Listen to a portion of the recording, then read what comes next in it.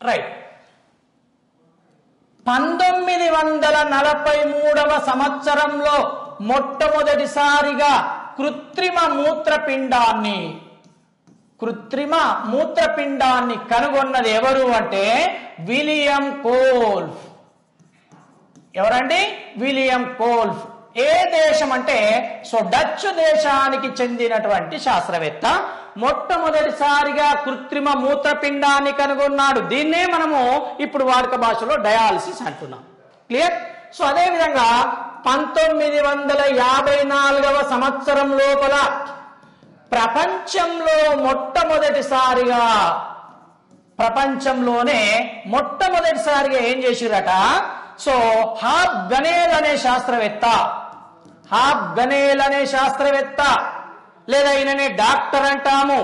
ఈ డాక్టరు మొట్టమొదటిసారిగా మూత్రపిండ మార్పిడి చేసిండు.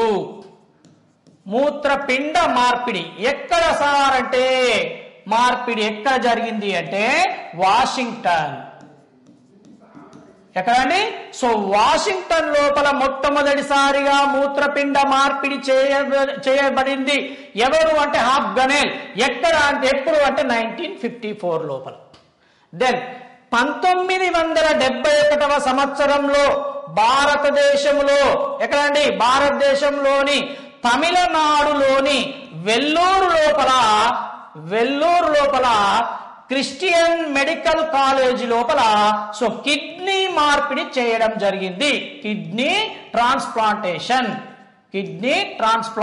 భారతదేశం లోపల ఎప్పుడు జరిగిందంటే 1971లో తమిళనాడులోని వెల్లూరులో క్రిస్టియన్ మెడికల్ కాలేజ్ లోపల కిడ్నీ ట్రాన్స్ఫర్ జరిగితే 1954 లోపల వాషింగ్టన్ లోపల హాబ్ గనేల్ ఆధ్వర్యంలో మొదట మూత్రపిండ లేదా కిడ్నీ ట్రాన్స్ఫర్ జరిగింది. మొట్టమొదట విలియం కోల్ఫ్ దేని కనుగొన్నాడంటే ఈ ఆర్టిఫిషియల్ కిడ్నీని 1943 లోపల కనుగొనడం జరిగింది. Okay, clear? ఈ మూత్రపిండ దినోత్సవం ఎప్పుడు అంటే మార్చి 2వ గురువారము. ఎప్పుడండి?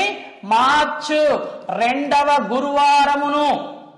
గురువారమును ఏమంటామంటే కిడ్నీ డేగా జరుపుకుంటారు. మార్చి 2వ గురువారము కిడ్నీ డే.